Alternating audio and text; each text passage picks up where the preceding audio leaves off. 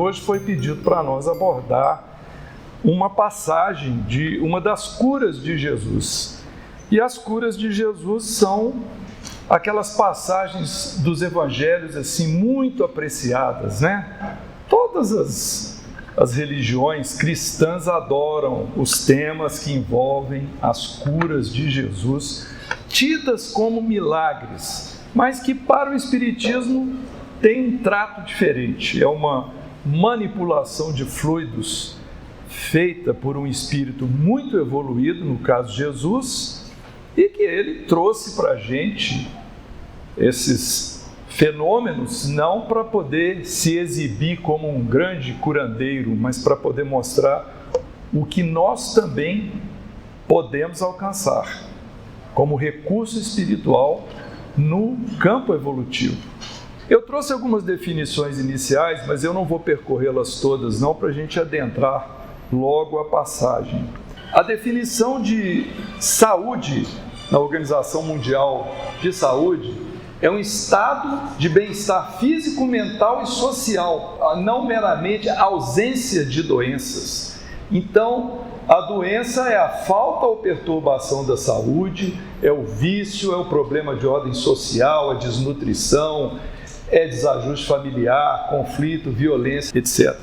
Para o ser humano, devemos lembrar que nós somos união dos princípios evolutivos material, vital e inteligente. Nós somos a fusão desses princípios. Então, aí vem a constituição do espírito, o perispírito, que o nosso irmão começou a abordar, e o corpo físico. Para a nossa saúde plena, todos esses elementos devem estar saudáveis, harmonizados.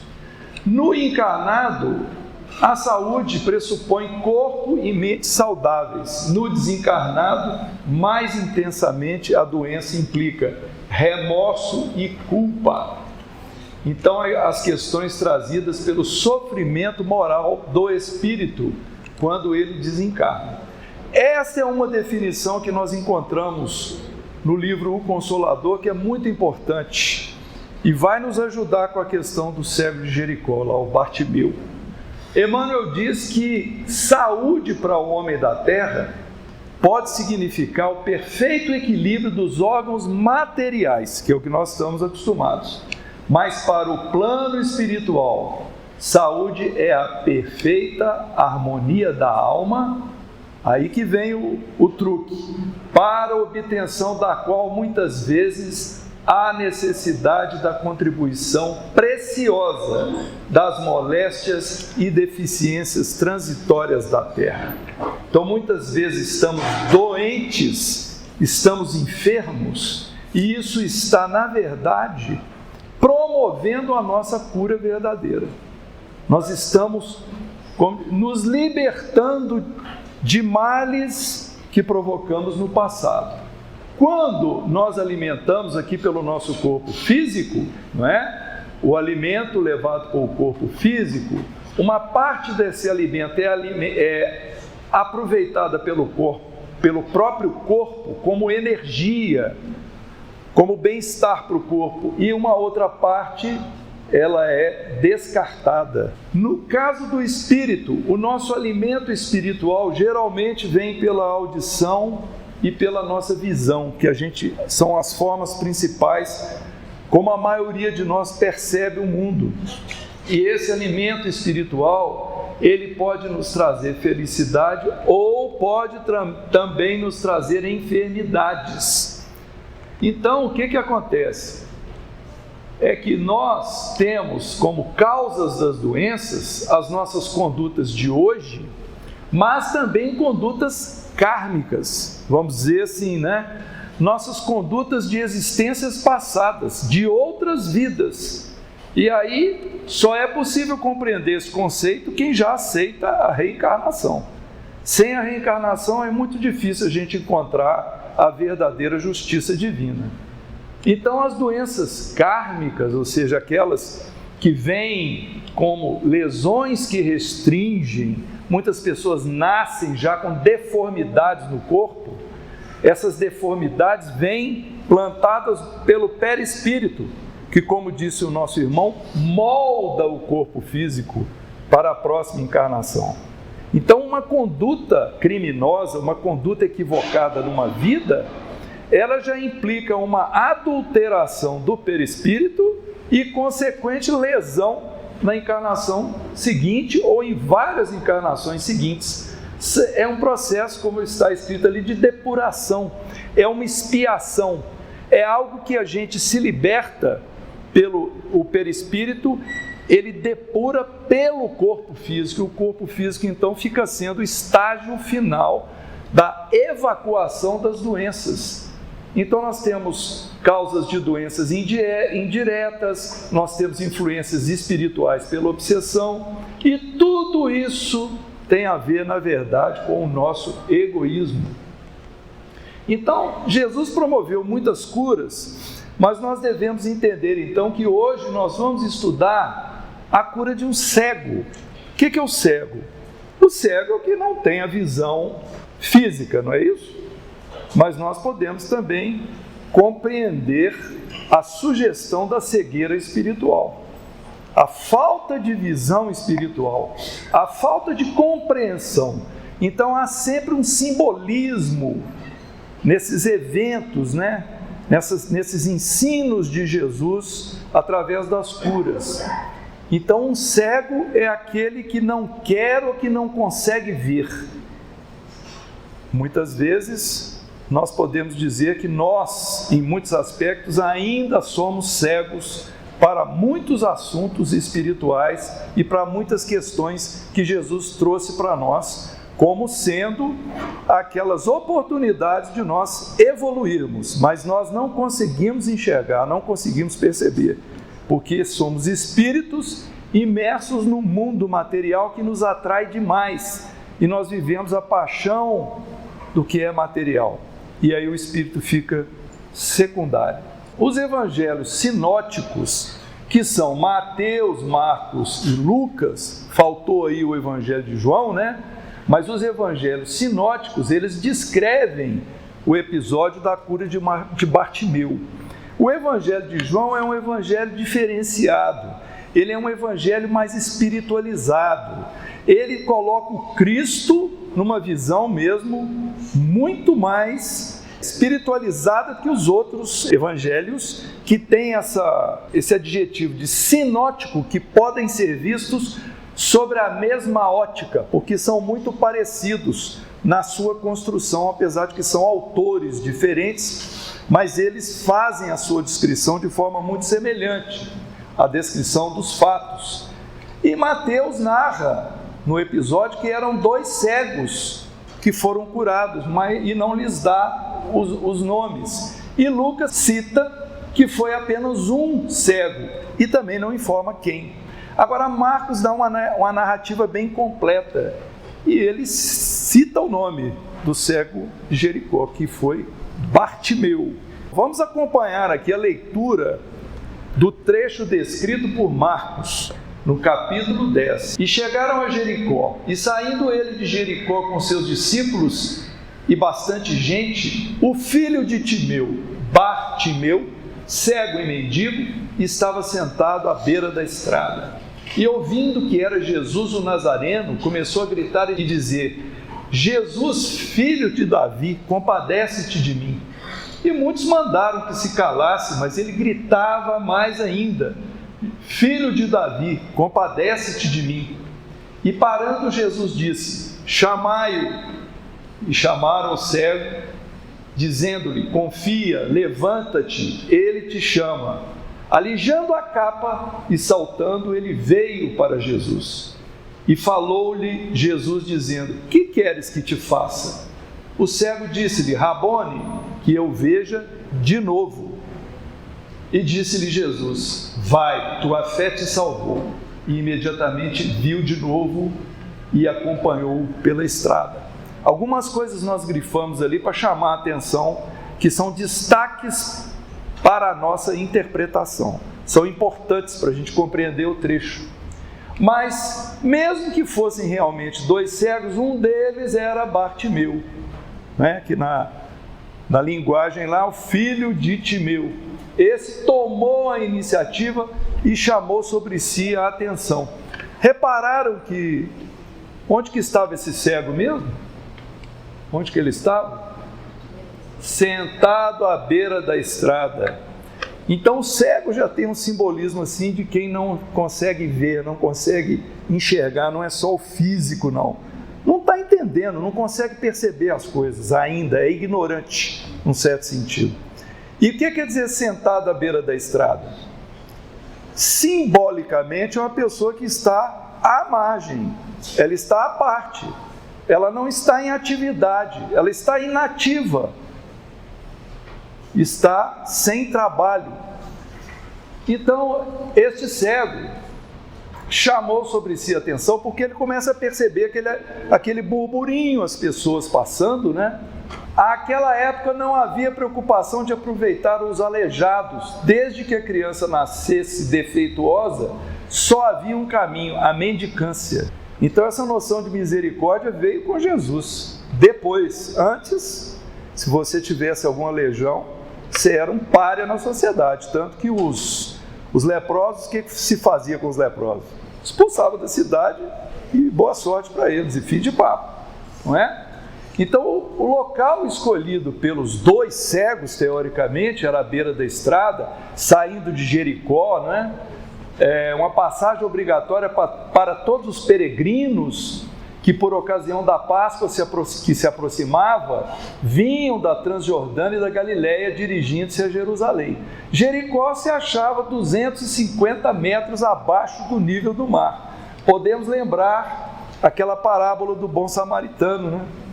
Certo homem descia de Jerusalém para Jericó. Estão lembrados dessa parábola? Começa assim: certo homem descia de Jerusalém para Jericó.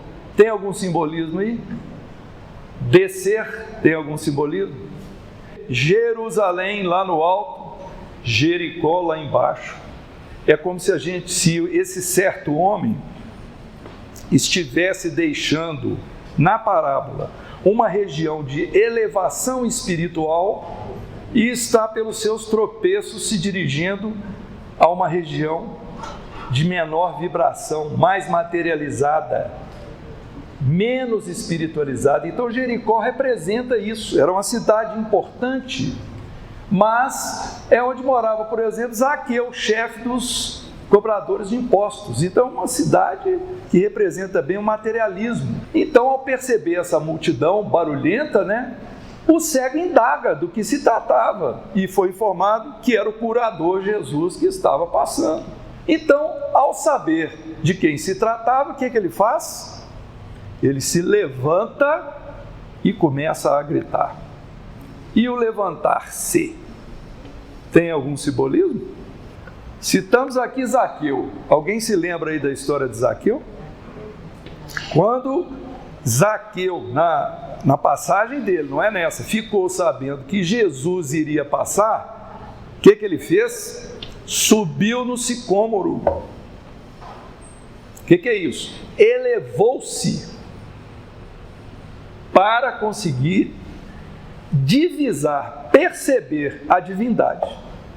Então, aqui o cego tinha que se levantar, ou seja, ele tem que sair daquela posição de comodidade, de comodismo, de estar à beira da estrada, de estar à margem. Jesus vai fazer a cura, nós já vimos, mas antes da cura de Jesus, houve um passo importante, que foi o beneficiado, o interessado, ele se mobilizou, ele se levantou e começou a gritar: Jesus, filho de Davi, compadece-te de mim. Então a gente nota aí um reconhecimento de que ele está diante de alguém que tem uma capacidade superior a dele. Ele está reconhecendo filho de Davi, que há ali uma hierarquia espiritual, um respeito. E se coloca numa posição de humildade, não de exigência, né? Compadece-te de mim. E muitos mandavam que se calasse. Tem simbolismo nisso? Às vezes, quando a gente quer procurar o divino, Não parece que vem muitas vezes uma multidão de problemas querendo abafar a gente e falar, não faz isso não, não mexe com isso não, deixa isso para lá. Chega na hora do meu culto lá, não, peraí, vai começar a novela. Não, hoje tem futebol. Não, fulano está chamando ali, ó. Só dando um exemplo. Então, o esforço de elevação, ele vai encontrar, muitas vezes, barreiras, vai encontrar adversários, vai encontrar pedras de tropeço. Então, a multidão aqui, ela tem essa representação, tipo assim, fica quieto isso, você está incomodando. Não, é um movimento íntimo que deve ser respeitado. Os inferiores, os ignorantes, não vão reconhecer os movimentos de elevação. Vão ficar alheios ao movimento de elevação, especialmente à nossa tentativa de elevação. Ela não vai ser valorizada. Não é à toa que Jesus chegou no Sermão do Monte e quando ele ensinou a oração do Pai Nosso, o que ele pediu para a gente? Tu, porém, quando orares, entra no teu quarto e trancada a porta, ora a teu Pai que está no secreto, e teu Pai que está no secreto te ouvirá.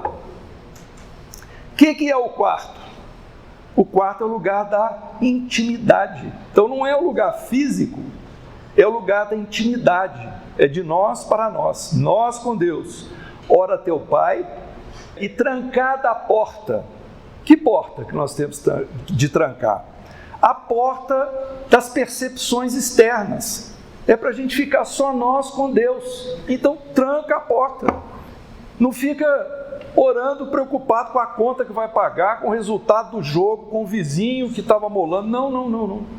Essa hora é a hora de elevação, isolamento.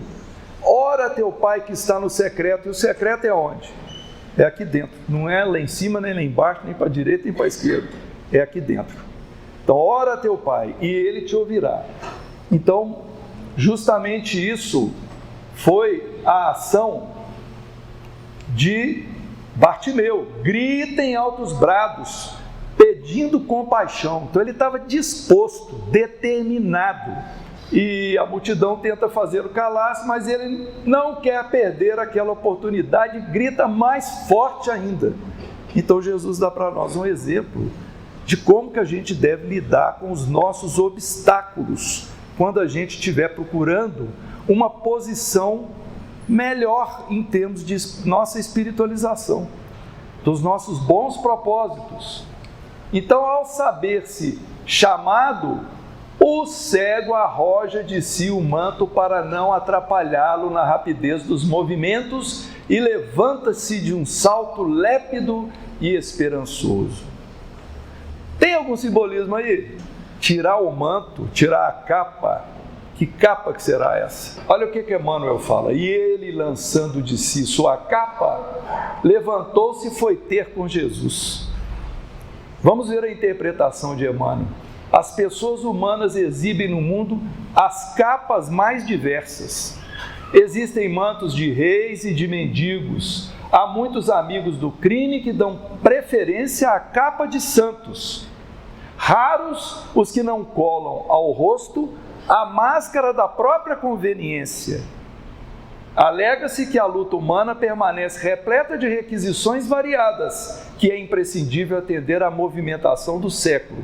Entretanto, se alguém deseja sinceramente a aproximação de Jesus, para a recepção de benefícios duradouros, lance fora de si a capa do mundo transitório e apresente-se ao Senhor tal qual é, sem a ruinosa preocupação de manter a pretensa intangibilidade dos títulos efêmeros, sejam os da fortuna material ou os da exagerada noção de sofrimento. É muito profundo essas coisas que Emmanuel está dizendo aí. A gente podia ficar aqui falando várias coisas, mas quando o cego se alijou da capa, ele está pedindo, né, como Emmanuel está explicando, nós não somos advogados, professores, faxineiros, doutores, não, nós somos espíritos em evolução. espíritos devedores. Não importa a capa que a gente usa lá fora, não importa o meu título, a minha aparência, o meu poder financeiro, os meus recursos pessoais. Então ele está pedindo o seguinte: apresente-se para a divindade sem as conveniências humanas, apresenta-se tal qual você é, com as suas virtudes e os seus defeitos, principalmente com os defeitos que estão precisando ser reavaliados. Isso é que é alijar a capa. Então olha que coisa maravilhosa essa interpretação do Emmanuel, né? Jesus pergunta ali o que quer. Aí ele podia responder: dinheiro, né? Quero ficar rico. Dinheiro? Isso é só uma hipótese. A resposta do cego é: Senhor, que eu veja de novo. O de novo sugere que ele não era cego de nascença, né? Ele quer ver de novo, então é alguém que já tinha visto, perdeu a visão e está precisando recuperar a visão. E muitas vezes acontece isso conosco, né? Na nossa inocência no passado, a gente tinha uma visão muito mais bela da vida, de repente a gente vai perdendo essa visão e precisamos enxergar a beleza novamente. Precisamos adentrar os segredos do reino dos céus, que na verdade são esses dos ensinos do Cristo, que tem que vir morar em nosso coração. Então, como sempre, Jesus atribui a cura, que foi instantânea, à fé e à confiança do cego. Tua fé te curou. Olha a importância do nosso movimento íntimo. Quando a gente se levanta determinado a uma mudança na vida, quando a gente quer realmente melhorar as coisas para nós temos que fazer isso com força de vontade, com naturalidade e despreocupados com os olhares, com a multidão. Muitos de nós, eu tenho certeza que alguns aqui pelo menos, se sentiram alguma vez constrangidos de dizerem que são espíritas, que frequentam a casa espírita, porque tem muito preconceito por aí. Aliás, preconceito é a grande palavra de ordem hoje na civilização humana. Como temos vivido a questão do preconceito. E com Jesus pedindo para a gente alijar a capa, nós temos que tirar isso da nossa vida. Não pode haver mais preconceito. Principalmente o preconceito de nós para com os outros, porque dos outros para conosco não há como a gente controlar. A gente só tem que levantar e seguir adiante, e fazermos aquilo de acordo com a nossa fé. Então essa fé é um movimento muito importante, né? Que promoveu a cura. Jesus percebeu, no meio da multidão, alguém se levantou e veio até ele pedindo com fervor. Então ele promoveu a cura. Pronto, merecido. E termina dizendo que o cego acompanhou Jesus pela estrada, feliz de estar novamente contemplando a luz e de poder ver o homem que o tirava das trevas. Então os casos de curas que se salientam nos evangelhos são bastante substanciosos e deveriam chamar a atenção dos doentes e também dos médicos sobre o modo como Jesus restabelecia os enfermos, uma vez que ele não se utilizava de nenhum medicamento. Os enfermos se restabeleciam com a recepção de fluidos magnéticos emanados do seu espírito altamente evoluído. E da sua fé, da sua disposição, vinha a questão do mérito. Então, a cegueira é uma enfermidade curável em certos casos, mas qual médico já restabeleceu a vista de um cego unicamente com a virtude da palavra? Não conhecemos, né? Não conhecemos. Então, por exemplo, para os nossos irmãos católicos, Jesus promoveu um milagre. Para nós, ele fez uma manipulação fluídica, porque os fluidos do perispírito dele próprio, de Jesus, ou que ele colhia da natureza, ele mobilizava esses fluidos com o poder da mente e o desejo, a vontade.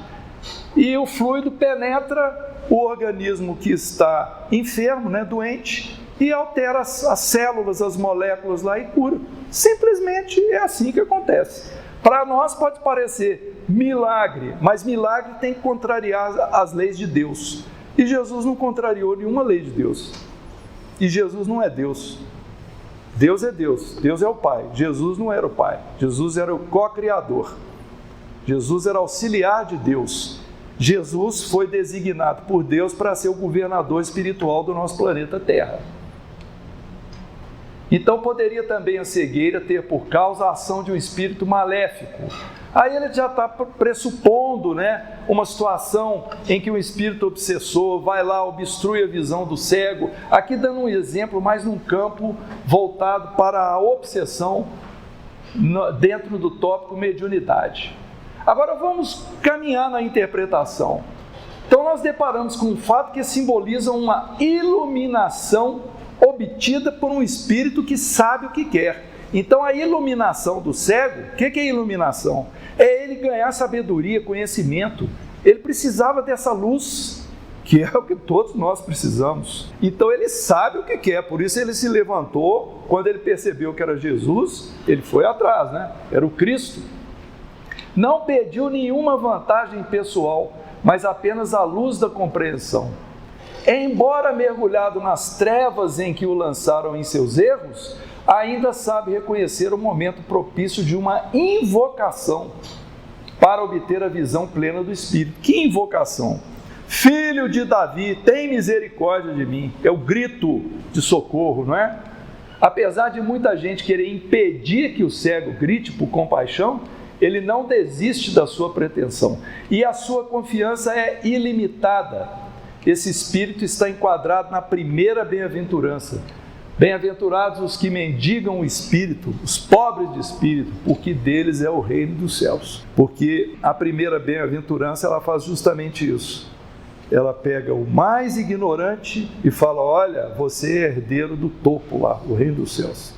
Só que para chegar lá, tem que passar por todas as outras bem-aventuranças, Aí são os degraus evolutivos que a gente deve procurar estudar e interpretar. Muito bem, então mendigar sem se deixar vencer pelas vozes dos que nos querem obrigar a calar. Ver com o intelecto aberto e com a alma liberta dos preconceitos mundanos. E uma vez obtida a luz, saber abandonar tudo. Abandonar tudo para seguir o Mestre. Aí não é fazer voto de pobreza. Abandonar tudo é nós mudarmos a nossa mente e desapegarmos daquilo que é supérfluo. Por isso que o Cristo Jesus falou que era muito difícil um rico entrar no reino dos céus, porque o apego material é muito forte, e a pessoa conseguir abrir mão das coisas para cuidar dos assuntos espirituais é difícil. Geralmente as pessoas que estão muito ligadas à matéria, elas não querem saber de nada do espírito, nada. A vida se concentra só nessa experiência material aqui. E aí ficam realmente vivendo uma vida querendo levar o máximo de prazer e de vantagem em tudo, porque vai acabar logo. Então não é uma vida prevendo o futuro espiritual, Então hoje nós não temos mais Jesus em corpo a perambular pelas ruas de nossas cidades.